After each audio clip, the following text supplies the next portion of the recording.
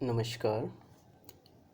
BSc part second के physical chemistry के chapter electrochemistry में आज हम एक्टिविटी कोफिशिएंट और आयनिक स्ट्रेंथ की स्टडी करेंगे।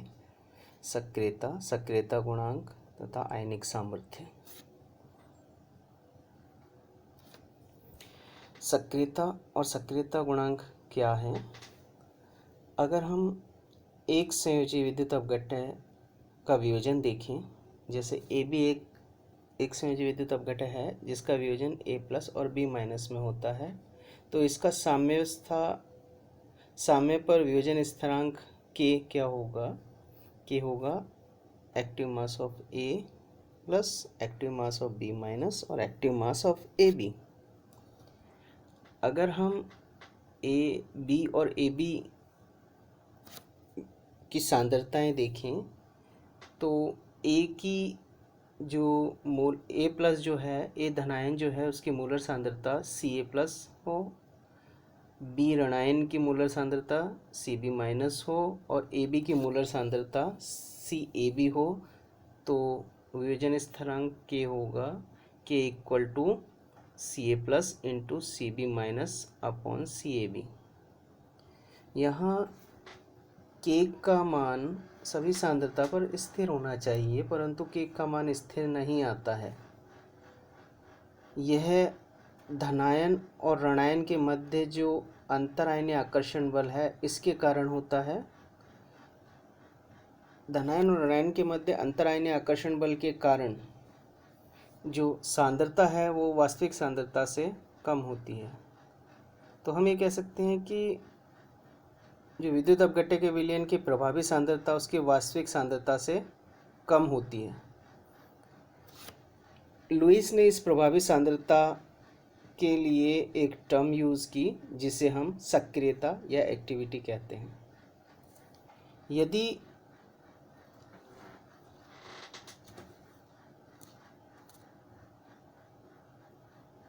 इस समीकरण में हम सांद्रता के स्थान पर एक्टिविटी टर्म यूज़ करें, अर्थात सांद्रता पद के स्थान पर सक्रियता ए लें, तो जो वियोजन स्थिरांक है के वो क्या होगा? के होगा धनायन ए की सक्रियता इंटू ऋणायन बी की सक्रियता अपॉन अणु ए बी की सक्रियता। यहाँ एक्टिविटी का उपयोग करते हुए हम के का मान ज्ञात करते हैं जो सभी सांद्रता पर स्थिर प्राप्त होता है। सक्रियता या प्रभावी सांद्रता और वास्तविक सांद्रता के मध्य अगर हम संबंध देखें तो वो संबंध होगा ए इक्वल टू एफ सी। यहाँ ए प्रभावी सांद्रता या सक्रियता है, एक्टिविटी है, एफ एक्टिविटी कोफिशिएंट और सी कंसंट्रेशन है। Activity coefficient F equal to हमारा होगा ए अपॉन सी, अर्थात हम ये कह सकते हैं कि जो सक्रियता गुणांक एफ है वो प्रभावी सांद्रता ए और वास्तविक सांद्रता सी का अनुपात होता है। यदि सांद्रता को हम मोललता में अर्थात मोल प्रति 1000 ग्राम विलायक के रूप में व्यक्त करें तो जो सक्रियता गुणांक एफ है उसको हम एक नए गुणांक गामा से रिप्लेस कर देते हैं, तो गामा इक्वल टू हमारा क्या होगा? Gamma equal to A upon M.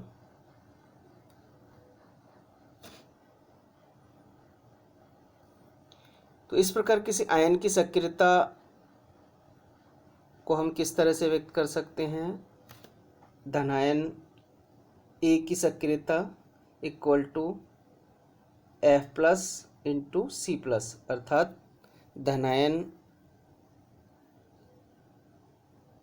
का सक्रियता गुणांक इंटू धनायन की सांद्रता। इसी तरह से ऋणायन की सक्रियता क्या होगी? ऋणायन की सक्रियता ए माइनस इक्वल टू होगी एफ माइनस इंटू सी माइनस, अर्थात ऋणायन की सांद्रता तथा ऋणायन की सक्रियता गुणांक का गुणनफल। या अगर हम मोललता के टर्म में लें तो ए प्लस इक्वल टू होगा हमारा M plus into gamma plus, और ए माइनस इक्वल टू होगा M minus into gamma minus. अब जैसे जैसे हम विलयन को तनु करते हैं तो धनायन और ऋणायनों के मध्य इंटरआयनिक अट्रैक्शन फोर्स जो हैं, अंतरायनिक आकर्षण बल जो हैं, वो कम होते जाते हैं। अब आकर्षण बल कम होने के कारण F का मान जो है वो बढ़ता जाता है और F के लगभग बराबर हो जाता है। तो अनंत अनुता पर जो सक्रियता गुणांक है उसका मान 1 के लगभग बराबर होता है। अब 1 के जब F इक्वल टू लगभग 1 होगा, और हम जानते हैं A इक्वल टू हमारा C होता है, A अपॉन सी होता है, F equal to A upon C होता है, तो हम ये कहेंगे जब F का मान 1 के लगभग बराबर होगा तो A लगभग बराबर होगा C के, अर्थात एक्टिविटी लगभग सांद्रता के बराबर होगी। यहाँ F और गामा के मान समान होते हैं तथा F और गामा के कोई मात्रक नहीं होते हैं। अब हम लें विद्युत अपघट्य की माध्य सक्रियता और माध्य सक्रियता गुणांक, mean activity and mean activity coefficient of electrolytes. प्रायोगिक रूप से किसी विद्युत अपघट्य की सक्रियता निकालना इजी नहीं है, अतः हम उसकी जगह मीन एक्टिविटी निकालते हैं और मीन एक्टिविटी कोफिशिएंट निकालते हैं। किसी विद्युत अपघट्य AB का अगर हम वियोजन देखें तो वो किस तरह से होगा। AB वियोजित होगा A प्लस और B माइनस में। यदि A प्लस की सक्रियता हमारी है स्मॉल a प्लस और B ऋणायन की सक्रियता हमारी है A माइनस, तो हम ये कह सकते हैं कि AB की सक्रियता हमारी होगी, AB की सक्रियता होगी A, जो कि किसके बराबर होगी, A plus into A minus की। अब यहाँ A प्लस और A माइनस यानी धनायन और ऋणायन की एक्टिविटी सक्रियता प्रायोगिक रूप से ज्ञात नहीं कर सकते, अतः धनायन और ऋणायन की माध्य सक्रियता या माध्य आयनिक सक्रियता मान ली जाती है। धनायन या ऋणायन की माध्य सक्रियता को हम किससे रिप्रेजेंट करते हैं, A प्लस माइनस से। तो माध्य सक्रियता हम किस तरह से निकालेंगे, A इक्वल टू हमारा होता है A plus dot A minus, या हम ये कहें A equal to plus A plus minus square, या A plus minus equal to A की पावर हाफ, या हम ये कह सकते हैं A plus minus equal to under root A। तो किसी विद्युत अपघट्य की सक्रियता का वर्गमूल उसकी माध्य सक्रियता कहलाती है।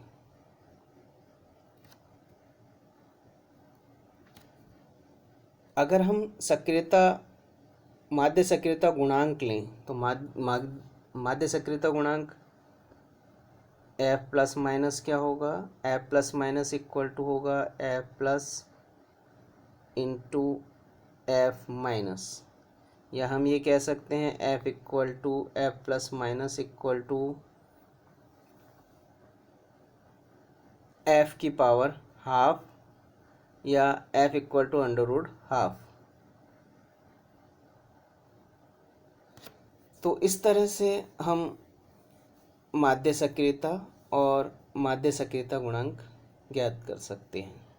एक सामान्य विद्युत अपघट्य के लिए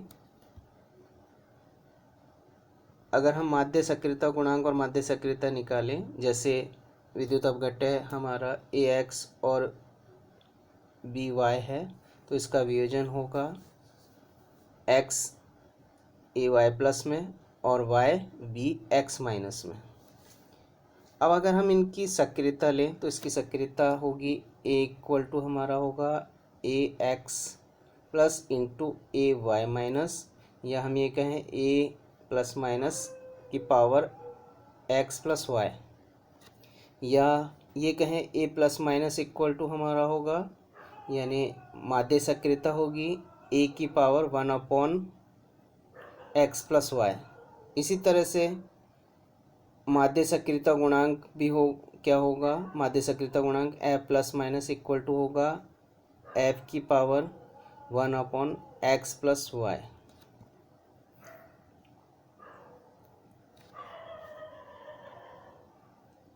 अब हम माध्य सक्रियता तथा माध्य सक्रियता गुणांक में संबंध देखें, relation between mean activity and mean activity coefficient.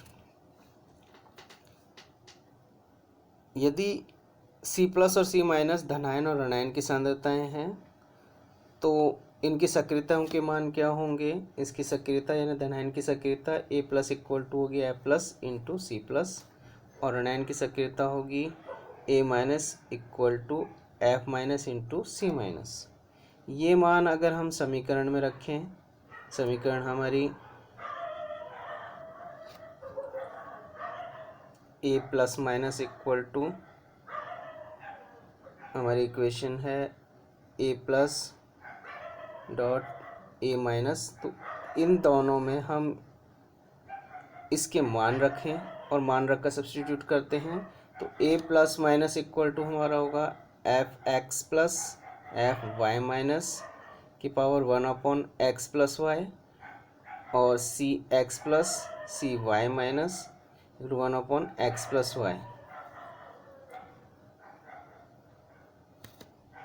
या हम ये कह सकते हैं कि ये जो वैल्यू है ये वैल्यू हमारी होगी f प्लस माइनस के बराबर, और ये वैल्यू जो होगी हमारी c प्लस माइनस के बराबर, यानी ये जो वैल्यू है ये माध्य सक्रियता गुणांक है और ये वैल्यू माध्य सांद्रता है। तो हम ये कह सकते हैं कि माध्य सक्रियता इक्वल टू होगा a plus minus equal to होगा f plus minus into C plus minus, या हम ये कहें f plus minus equal to a plus minus upon C plus minus, अर्थात माध्य सक्रियता गुणांक हमारा क्या होगा, माध्य सक्रियता अपॉन माध्य सांद्रता। यहाँ C प्लस माइनस विलयन की माध्य मूलरता कहलाती है। यदि विलयन की सांद्रता को मूललता में लें तो हमारा माध्य सक्रियता गुणांक गामा होगा, तो gamma plus minus equal to A plus minus upon M plus minus होगा। यहाँ M plus minus mean molality है, माध्य मूललता है, जिसका मान M plus minus equal to M x की पावर x y की पावर y की power 1 upon x plus Y होगी।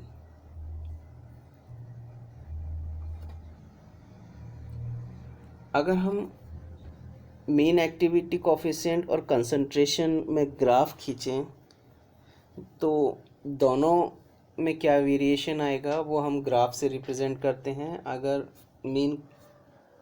यहाँ ग्राफ में मीन एक्टिविटी कोफिशिएंट और मोलैलिटी के बीच ग्राफ प्लॉट किया है, कंसंट्रेशन के बीच ग्राफ प्लॉट किया, तो ग्राफ से क्लियर होता है कि बहुत कम सांद्रता पर या हम कहें अनंत तनुता पर मीन एक्टिविटी कोफिशिएंट का मान सभी विद्युत अपघट्य के लिए 1 आता है, 1 होता है। अर्थात हम ये कह सकते हैं कि A इक्वल टू C होगा उस कंडीशन में। लेकिन जैसे ही हम सांद्रता बढ़ाते हैं, सांद्रता बढ़ाने पर माध्य सक्रियता गुणांक का मान पहले कम होता है और एक निश्चित मान तक कम होने के बाद पुनः बढ़ता है।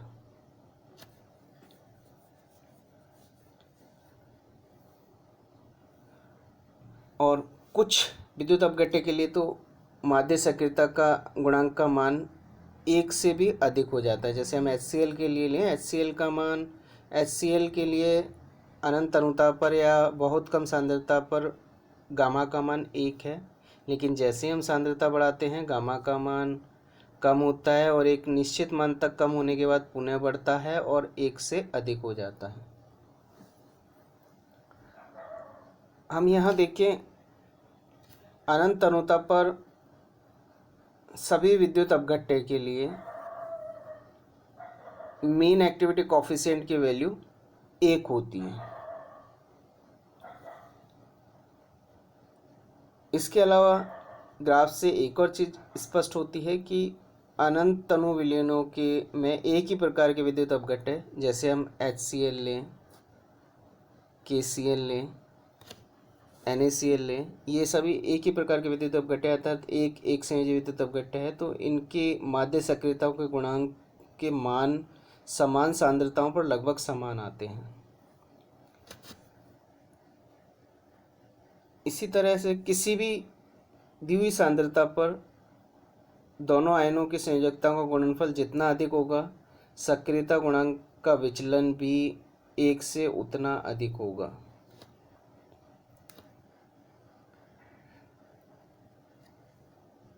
अब हम लें आयनिक स्ट्रेंथ या आयनिक सामर्थ्य। आयनों के मध्य हमने देखा अंतर आयनिक आकर्षण बल होते हैं। इन अंतर आयनिक आकर्षण बलों को मापने के लिए लुईस और रेंडल ने एक नया पद दिया, नया टर्म दिया, जिसे आयनिक सामर्थ्य कहते हैं। तो आयनिक सामर्थ्य को हम किस तरह से परिभाषित कर सकते हैं? विलयन में आयनों की उपस्थिति के कारण उत्पन्न विद्युत तीव्रता का माप या इलेक्ट्रिक इंटेंसिटी या जो है या विद्युत तीव्रता का माप या आयन की सामर्थ्य को आयनिक सामर्थ्य कहते हैं। इसे हम म्यू से प्रदर्शित करते हैं। या हम ये भी कह सकते हैं कि जो आयनिक सामर्थ्य है यह उन सभी पदों के योग का आधा होता है जो विलयन में उपस्थित प्रत्येक आयन की सांद्रता C और संयोजकता Z के गुणनफल से प्राप्त होता है। यानी अगर हम प्रत्येक आयन की सांद्रता C और उसकी संयोजकता Z को मल्टीप्लाई करें तो सभी आयनों की CZ के गुणनफल के योग का आधा मान आयनिक सामर्थ्य कहलाएगी। अर्थात mu equal to half C1Z1 square plus C2Z2 square plus C3Z3 square plus इस तरह से सभी आयनों के लिए प्रत्येक आयन की सांद्रता और उसकी संयोजकताओं के वर्ग के गुणनफल का योग का आधा मान आयनिक सामर्थ्य कहलाती है। यहाँ C1, C2, C3 आयनों की सांद्रता है और Z1, Z2, Z3 उन आयनों के संयोजकताएं हैं। अगर सांद्रता को मोललता में व्यक्त करें तो आयनिक सामर्थ्य क्या होगी? Mu equal to half M1Z1 square plus M2Z2 square plus M3Z3 square. तो इस तरह से सांद्रता किसमें M क्या है? सांद्रता मोललता में। तो हम आयनिक सामर्थ्य को किस तरह से व्यक्त कर सकते हैं? Mu equal to half summation MI/ZI square. तो यहाँ म्यू हमारी क्या है? आयनिक सामर्थ्य। Thank you.